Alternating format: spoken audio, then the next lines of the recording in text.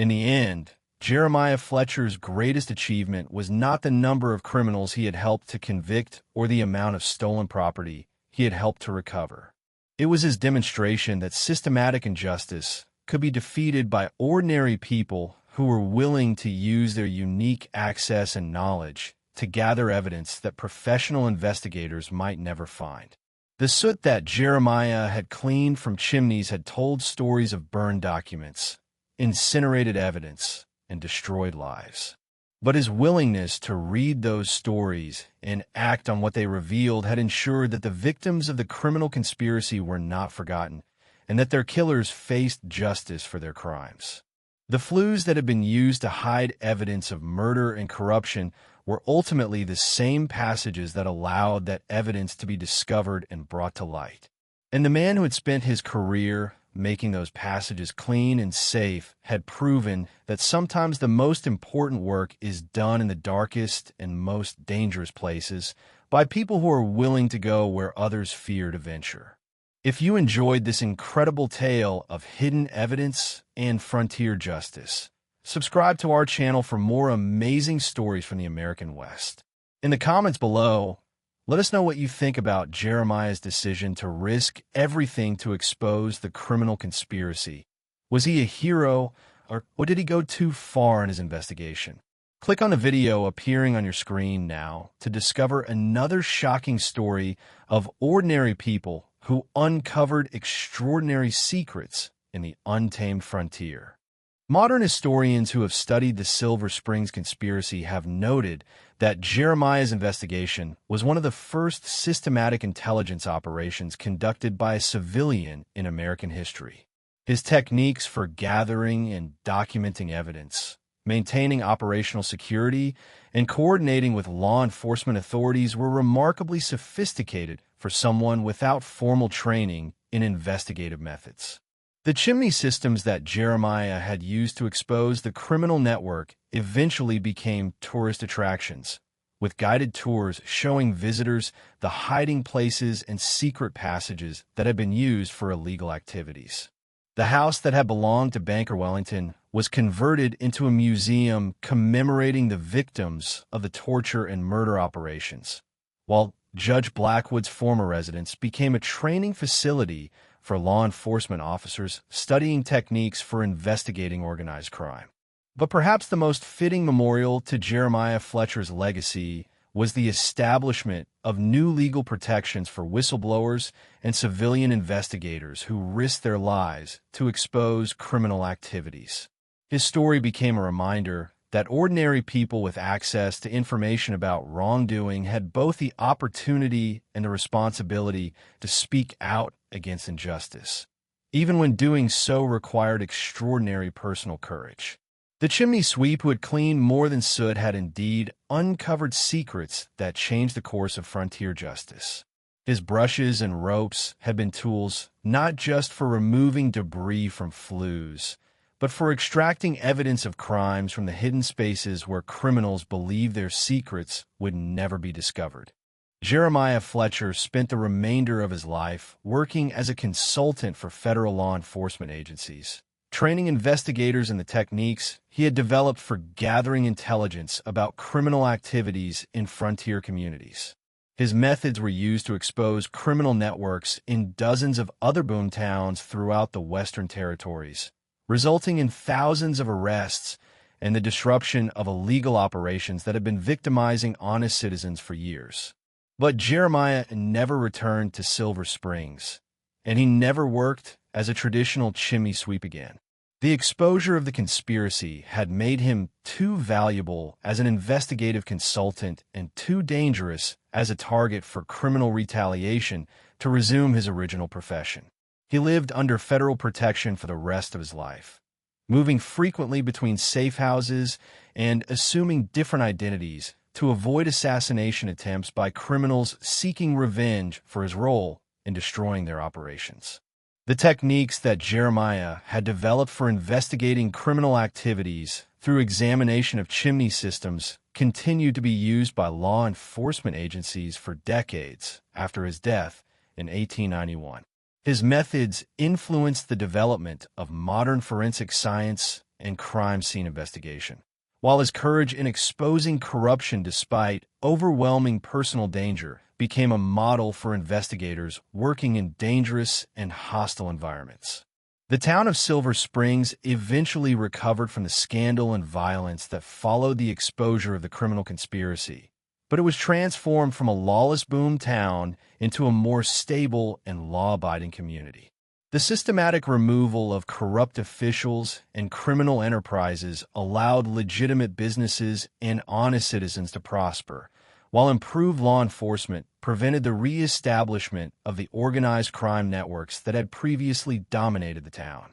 The criminal trials that followed Jeremiah's revelations lasted for over 2 years and resulted in convictions that sent dozens of prominent citizens to prison or to the gallows. Judge Blackwood was executed for his role in the mining claim murders. Banker Wellington was sentenced to life in prison for the torture and murder of dozens of victims. Mayor Thompson, Sheriff Bradley, and several members of the town council received long prison sentences for their roles in various criminal enterprises. But perhaps the most significant impact of Jeremiah's work was the transformation of law enforcement practices throughout the Western Territories. His techniques for gathering intelligence about criminal activities through systematic investigation of hiding places and disposal sites became standard procedures for detectives and federal agents. His documentation methods were studied and refined by professional investigators, while his courage in exposing corruption despite personal danger inspired a new generation of law enforcement officers. The house-by-house investigation that followed Jeremiah's revelations revealed that nearly every major building in Silver Springs contained evidence of criminal activities. Chimney systems throughout the town yielded documents, stolen goods, weapons, and human remains that provided law enforcement with evidence needed to prosecute hundreds of cases. The systematic nature of the criminal network's use of chimneys as infrastructure demonstrated a level of organization and planning that shocked even experienced investigators. His method of exposing the conspiracy was as ingenious as his investigation had been thorough.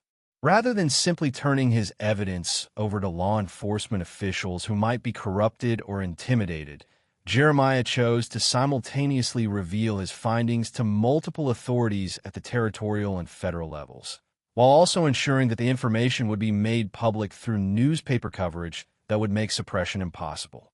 The revelation of the Chimney-based criminal network created a sensation that extended far beyond Silver Springs. Newspapers throughout Colorado Territory and the western United States reported on the story of the Chimney Sweep, who had uncovered the most sophisticated criminal conspiracy in frontier history. Federal law enforcement agencies launched investigations that resulted in dozens of arrests and convictions, while territorial authorities implemented new procedures for monitoring and preventing organized criminal activities in boomtowns throughout the region. But the exposure of the conspiracy came at a terrible personal cost for Jeremiah. Within days of making his evidence public, he became the target of assassination attempts by surviving members of the criminal network and their associates in other territories. His home was burned down, his equipment was destroyed, and he was forced to flee Silver Springs under federal protection to avoid being killed by people seeking revenge for the destruction of their illegal operations. Jeremiah's documentation techniques were sophisticated and comprehensive. He created detailed maps of every chimney system he investigated, noting the locations where evidence was hidden and the connections between different properties. He photographed documents and artifacts using equipment that he had purchased with his earnings from legitimate chimney cleaning work. Most importantly, he created multiple copies of all evidence and stored them in locations where they would be safe from discovery or destruction. The scope of the criminal conspiracy that Jeremiah uncovered was staggering in its complexity and brutality. The network included operations ranging from claim jumping and protection rackets to human trafficking and systematic murder. The criminals had been using their positions of authority and respect to prey on honest citizens while maintaining facades of respectability and civic responsibility. But the most shocking discovery was the extent to which the criminals had been using chimney systems as infrastructure for their illegal activities. Many of the houses and businesses in Silver Springs had been constructed with hidden passages and secret rooms that were accessible only through chimney networks. These spaces were used for storing stolen goods, hiding kidnapped victims, and conducting torture and murder operations that left no obvious traces for conventional investigators to discover. The decision to expose the criminal network required Jeremiah to abandon his identity as a simple chimney sweep and reveal himself as the intelligence operative who had been documenting their activities for over a year. He knew that making his evidence public would result in attempts on his life, but he also knew that failing to act would allow the crimes to continue indefinitely. Jeremiah's discovery of Wellington's murder operation forced him to confront the moral implications of his intelligence-gathering activities. He now possessed evidence of crimes that were so heinous that staying silent would make him complicit in ongoing atrocities. But revealing what he had found would expose his own surveillance activities and make him a target for elimination by the same people who had been murdering anyone who threatened their operations. His decision to act on the evidence he had gathered revealed the true measure of his courage and commitment to justice. Rather than simply alerting law enforcement authorities who might be corrupted or intimidated, Jeremiah chose to gather comprehensive evidence of the entire criminal network operating in Silver Springs, using his access to chimney systems throughout the town to build a case that would be impossible to ignore or suppress. The investigation that followed was the most dangerous undertaking of Jeremiah's life. For over a year, he systematically documented criminal activities by examining the contents of chimneys in every major building in Silver Springs. His findings revealed the existence of a vast conspiracy that included most of the town's political and business leadership, with connections to criminal organizations throughout Colorado Territory and beyond. The evidence that Jeremiah gathered was hidden in chimneys because the criminals believed that these locations were secure from discovery by law enforcement or rival criminals. They used the Flue systems as storage spaces for incriminating documents, disposal sites for evidence of their crimes, and communication networks for coordinating illegal activities. What they didn't realize was that their chosen hiding places were accessible to someone with the specialized knowledge and equipment needed to navigate chimney systems safely and systematically. While working in a flue that served Wellington's basement, Jeremiah's brush encountered an obstruction that felt soft and yielding rather than solid. Further investigation revealed that the chimney had been used to dispose of human remains, bones, teeth, and other body parts that had been burned but not completely incinerated. The discovery was horrifying enough on its own, but Jeremiah's examination of the remains revealed evidence that the victims had been tortured before being killed. Some of the bones showed signs of deliberate breaking, while teeth had been extracted in ways that suggested prolonged suffering rather than quick execution. More chilling still was the discovery of personal items that had survived the incineration process: jewelry, buttons, and fabric fragments that allowed Jeremiah to identify some of the victims. They were people who had disappeared from Silver Springs over the past several years. Individuals whose absences have been explained as departures for other opportunities or accidents during travel. The basement of Wellington's house had been converted into a torture chamber where the banker and his associates had been systematically murdering people who threatened their criminal operations. The victims included minors who had discovered evidence of claim jumping, merchants who had refused to pay protection money, and government officials who had been investigating reports of illegal activities. The chimney had been used as a disposal system for the remains, with Wellington apparently believing that the heat and flames would completely destroy any evidence of his crimes. But his inexperience with incineration had resulted in incomplete burning that left enough forensic evidence to reconstruct the identities of the victims and the methods used to kill them. The mayor was involved in a protection racket that extorted money from businesses in exchange for favorable treatment by city officials. The sheriff was working with a gang of stagecoach robbers who were using his advanced knowledge of valuable shipments to plan their attacks. Several members of the town council were operating an illegal gambling operation that used rigged games and violence to cheat customers out of their money. Most troubling of all, Jeremiah discovered evidence that a group of the town's most prominent citizens were involved in human trafficking, kidnapping Native American women and children to sell to brothels and labor camps in distant territories.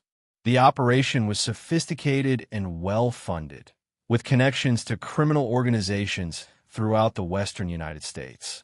But the evidence that Jeremiah found was hidden in places where conventional law enforcement would never think to look, and the people involved were too wealthy and powerful to be investigated through normal legal channels. His position as a chimney sweep gave him unique access to information that could expose these crimes, but it also made him uniquely vulnerable to retaliation if his intelligence-gathering activities were discovered. The crisis that would transform Jeremiah from a passive observer into an active opponent of corruption came in the spring of 1864, when he discovered evidence of the most horrific crime he had ever encountered. He was cleaning the chimney system in the home of banker Marcus Wellington, a man who controlled much of the financing for mining operations in Silver Springs and surrounding areas. Wellington's house was notorious for its elaborate construction and expensive furnishings, but it was also known for the strange smells and sounds that occasionally emanated from the building at odd hours.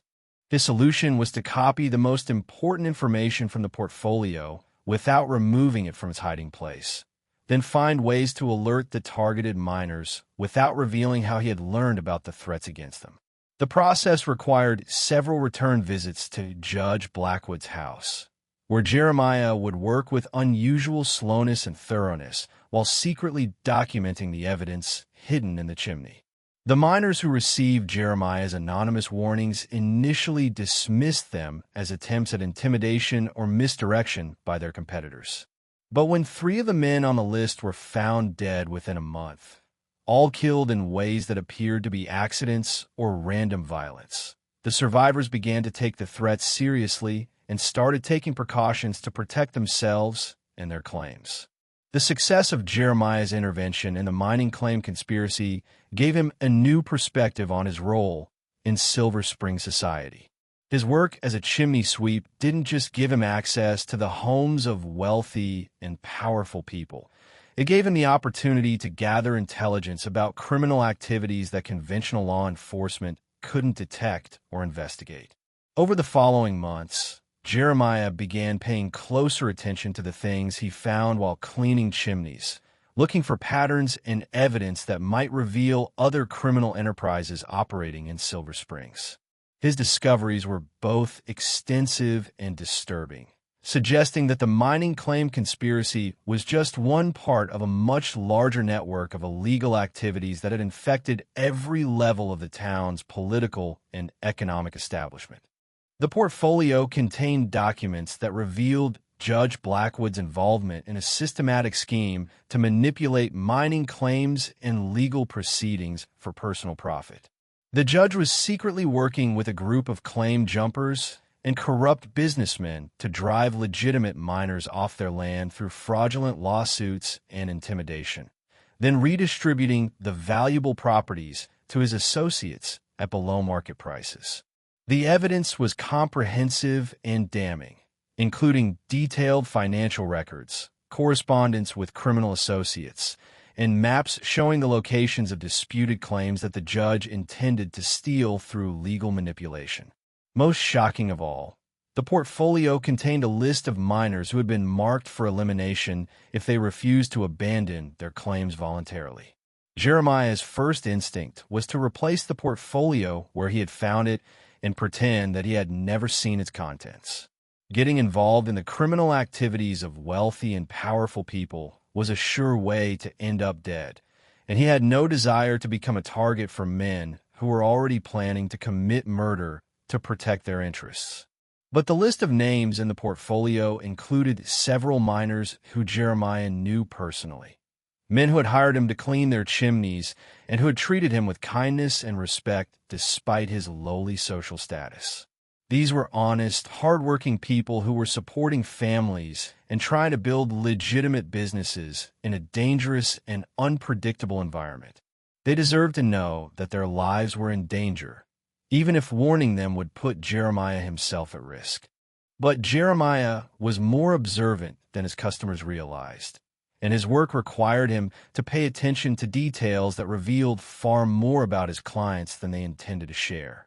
The soot and debris that accumulated in chimneys told stories about what had been burned, how often fires were used, and what kinds of materials had been fed to the flames. Chimney construction revealed information about the age and history of buildings, while the objects that sometimes fell into flues provided clues about the activities and possessions of the people who lived above. For the first 5 years of his career in Silver Springs, Jeremiah treated these observations as professional curiosities rather than intelligence that could be used for any practical purpose. He was a tradesman who took pride in his work and valued his reputation for discretion above all else.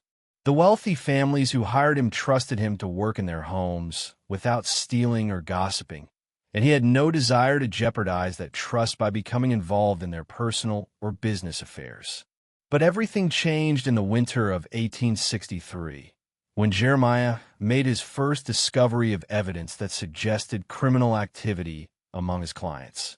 He was cleaning the chimney system in the home of Judge Harrison Blackwood, one of Silver Springs' most prominent citizens and the man responsible for adjudicating mining disputes and maintaining legal order in the community. The judge's house was one of the largest and most elaborate in town, with multiple fireplaces connected to a complex network of flues that required several days of work to clean properly. On the second day of the job, while working in a flue that served the judge's private study, Jeremiah's brush encountered an obstruction that felt different from the usual accumulations of soot and debris. Further investigation revealed a leather portfolio that had been wedged into a narrow section of the chimney, apparently to hide it from casual discovery. But the rapid growth in sudden wealth had also created opportunities for less legitimate enterprises. Silver Springs was becoming a haven for gamblers, con artists, claim jumpers, and criminals of every description who saw the chaotic conditions of a boomtown as perfect cover for illegal activities. The local law enforcement was overwhelmed and often corrupted by the vast amounts of money changing hands, while territorial authorities were too distant and under-resourced to maintain effective control over the community. Jeremiah's chimney cleaning business quickly became successful, not because of his exceptional skills or competitive pricing, but because he offered something that his potential competitors couldn't match: complete invisibility. In a town where everyone was watching everyone else for signs of weakness, opportunity, or betrayal, Jeremiah was the one person who could move through wealthy homes and business establishments without attracting attention or suspicion. The work itself was exactly what people expected from a chimney sweep: dirty, dangerous, and beneath the notice of respectable citizens. Jeremiah would arrive at appointed times, set up his equipment, and disappear into the maze of flues and ventilation shafts that connected every room in the large houses that the town's elite had built to display their newfound wealth. For hours at a time, he would be completely alone in spaces where private conversations were conducted and sensitive documents were stored, invisible to the people whose secrets surrounded him. Jeremiah Fletcher had been cleaning chimneys in Silver Springs for 15 years, but he had never found anything more interesting than bird nests and old soot. Then one winter morning in 1873, he reached into the flue at the mayor's house and pulled out something that made his blood run cold: a human skull with a bullet hole through the temple. What Jeremiah didn't know was that every chimney in town held similar secrets, and his discoveries would expose the most shocking conspiracy in frontier history. But to understand how a simple chimney sweep became the most dangerous man in Colorado territory, we need to go back to where it all started.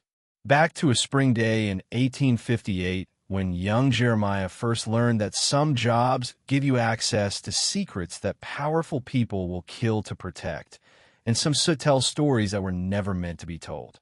Jeremiah Fletcher had arrived in Silver Springs in the spring of 1858 as a 19-year-old apprentice chimney sweep, carrying nothing but a set of worn brushes, a coil of rope, and the specialized knowledge that his master in Philadelphia had beaten into him during 5 years of brutal training. He was small for his age, barely 5 feet 4 inches tall, and weighing less than 130 pounds. But these physical limitations were actually advantages in his chosen profession, allowing him to navigate the narrow flues and tight spaces that defeated larger men. Silver Springs in 1858 was a rapidly growing mining town where silver deposits had attracted thousands of prospectors, businessmen, and opportunists from across the United States and Europe.